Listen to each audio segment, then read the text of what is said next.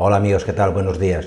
Seguramente la gran mayoría de vosotros, cuando os habéis sentido especialmente nerviosos, por la causa que sea, habéis notado al mismo tiempo cierto malestar abdominal, como que se te pone un nudo de nervios en el estómago, en el vientre. Además es una expresión muy común. Tengo aquí como un nudo de nervios que me está angustiando. Esto no pienses que es algo que te pasa a ti única y exclusivamente. De hecho, tiene una explicación científica. La explicación viene del hecho de que nuestro intestino está íntimamente comunicado con nuestro cerebro. En la pared del intestino hay una altísima concentración de neuronas que conectan directamente con el sistema nervioso central. Esto no ha pasado desapercibido para muchos investigadores. De hecho, en el año 2013 se acuñó el término psicobióticos, básicamente para describir a un grupo de bacterias, de las cuales vamos a hablar en este vídeo, que tienen la capacidad de producir una serie de sustancias que van a modular esa relación entre el intestino y nuestro sistema nervioso central. De manera que, como os voy a explicar en el vídeo, nos van a servir estas bacterias para el tratamiento efectivo, de acompañamiento evidentemente, de problemas como la depresión, la ansiedad, etcétera, etcétera. ¿De acuerdo? Pues no me enrollo más y aquí en el vídeo os cuento de qué va.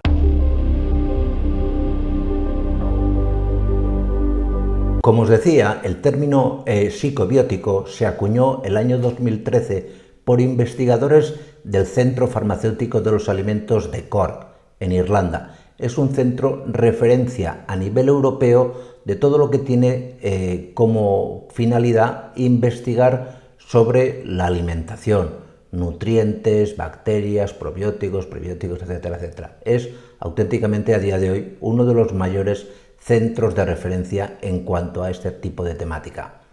Esta gente se dio cuenta de que habían ciertas bacterias muy concretas que lo que hacen es modular en favor del paciente esa relación entre el intestino y el cerebro, ¿de acuerdo? Entre lo que es la pared intestinal y el sistema nervioso central, haciendo que pues, problemas como la ansiedad, los nerviosismos y demás se apacigüen. ¿Qué mecanismo de acción tienen estas bacterias?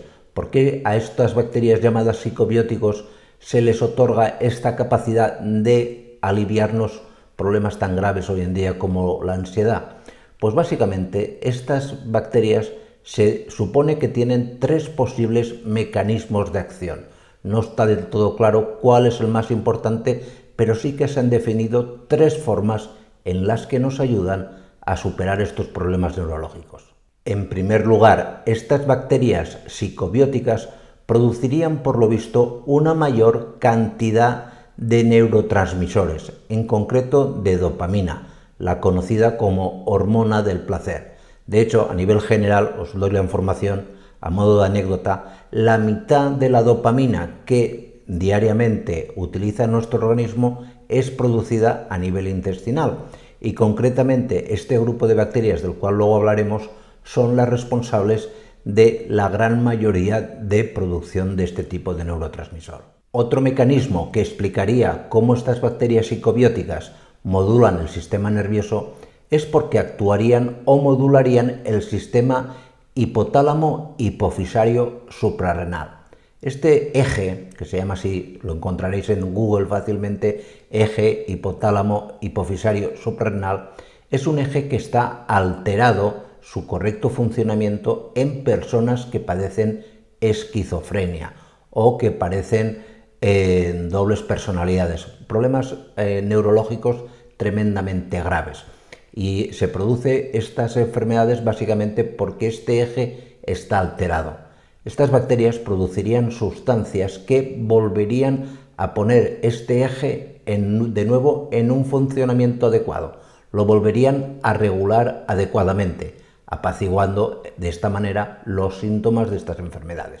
Y el tercer mecanismo que se ha postulado que puede justificar el por qué estas bacterias nos ayudan en el tratamiento de la depresión, por ejemplo, o de la ansiedad, sería porque directamente producen una serie de ácidos grasos volátiles que actuarían sobre el sistema inmune del cerebro, de manera que los procesos inflamatorios que afectan al cerebro serían de mucha menor importancia y, por lo tanto, el cerebro funcionaría más adecuadamente. ¿Y qué bacterias son estas bacterias psicobióticas tan alucinantes?